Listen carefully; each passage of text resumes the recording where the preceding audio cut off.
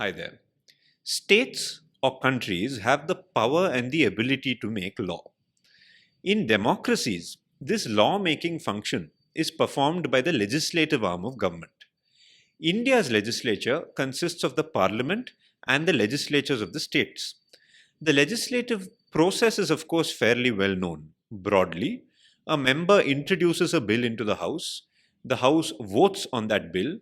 If the vote succeeds and the bill is passed, it becomes an act which is sometimes called a code or more recently a samhita. This act, code, or samhita is then sent to either the president or the governor for their assent. These acts, codes, or samhitas are called statutory law. They are called statutes. Therefore, law which is made by the legislature is called statutory law. Funnily enough, the process of lawmaking is called legislation, and what comes of it, that is the statute, is also called legislation. But then, is all law statutory? The Indian Contract Act, for example, was enacted in the year 1872. Does that mean that before that, nobody entered into contracts at all? Obviously not. The law, therefore, exists much beyond statutes or statutory law. There are examples of the opposite too. India has a National Human Rights Commission, or the NHRC. This NHRC was created under the Protection of Human Rights Act 1993. Did the NHRC exist before the Protection of Human Rights Act came into force? No, because the NHRC is a creature of that statute. It was created by that statute. Statutory law, therefore, performs a few functions. First, it can codify or give structure to already existing non-statutory law. Second, it can modify the non-statutory law. And third, it can completely reverse or negate non-statutory law. And finally, statutory law can also alter, amend, or repeal other pieces of statutory law too. The law covers a wide range of subjects. Everything from taxation to food security to public infrastructure to companies to insolvency. But there is one branch of the law that, figuratively of course, lives with you in your house. This is that branch of the law that deals with matters which are of a personal nature, like marriage, divorce, succession, or adoption. This branch of the law is therefore called the personal law. In the personal law, most non-statutory law comes from custom. Take the Islamic personal law, for example. The Islamic personal law in India is mostly the Sharia, which is itself drawn from custom to a large extent. In fact, in India, there has been very minimal legislative intervention in Islamic personal law. Take the case of a Hindu marriage. In most communities in India, a Hindu marriage is solemnized by the couple walking around the holy fire in a ritual which is known as the Saptapadi or the Sat Fere. In Indian courts even today, it is sufficient to prove a Hindu marriage if you are able to prove that the Saptapadi or the Sat Fere took place. Therefore, custom is law, unless, of course, it is overridden by some statutory law. The Child Marriage Prohibition Act, for example, overrode custom that permitted child marriage. Similarly, in some Hindu communities, widows were not permitted to remarry, and the Hindu Widows Remarriage Act permitted them to remarry, although custom did not. Let us then ask ourselves that question again.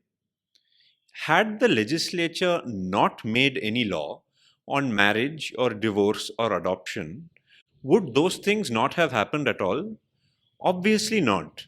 All these things were happening anyway, and the legislature stepped in either to say, hey, maybe we should not be doing this, or maybe we should be doing things this way rather than that way.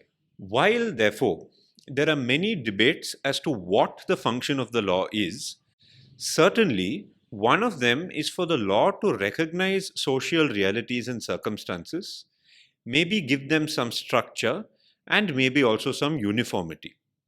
In this situation, society leads and the law follows. On the other hand, there may also be circumstances in which something is not right in how the society works, and the law may step in to correct that wrong. In this situation, the law is itself used as an instrument for reform, and the law leads and society follows. That is illustrated, of course, by the example of the prohibition of child marriage, where the law prevented something from happening in society which ought not to have happened. These two functions of the law are to be seen clearly, especially in the personal law. Hindus, for example, have had joint families for the longest time. These joint families are referred to as Hindu undivided families or as coparcenaries. The Hindu Succession Act recognizes these coparcenaries or HUFs and their ability or right to hold property. Therefore, to this extent, the Hindu undivided family has not been disturbed by the statute, that is the Hindu Succession Act. In fact, the Hindu Succession Act has not interfered with the various kinds of Hindu undivided families either. There is most prominently the Mitakshara joint family. There is also in the east of India the Dayabhaga joint family, or in the state of Kerala, the Marmakattayam family, which interestingly is a matrilineal system. The Hindu Succession Act did not interfere with these familial systems. At the same time, that act also stepped in to confer rights to succession of property on some women in certain kinds of Hindu undivided families. Therefore, Hindu undivided families have been recognized by the Hindu Succession Act. The Hindu Succession Act has also probably conferred some more structure to them, but the Succession Act has also come in and modified customary law to a limited extent. The legislative branch of government makes laws. The courts are in the judicial branch and they therefore don't have the power to make laws. However, if a High Court or the Supreme Court in India finds that there is reason to do so, they may declare a law to be invalid either for constitutional reasons or for other reasons. This the courts may do both in respect of statutory law and personal law, and whether that law is in the form of custom or otherwise. Examples of this are the Sabarimala and Triple Talaq judgments of the Supreme Court. Therefore, if a court finds that a law is unconstitutional, it can modify or strike down that law.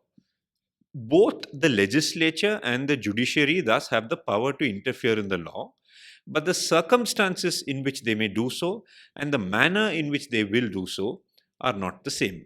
There is one interesting question though. Let us assume that the Constitution confers some fundamental right.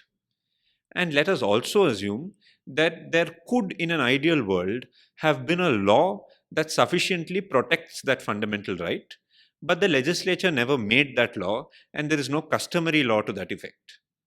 Can the courts then step in there and themselves create that legal framework? Thank you.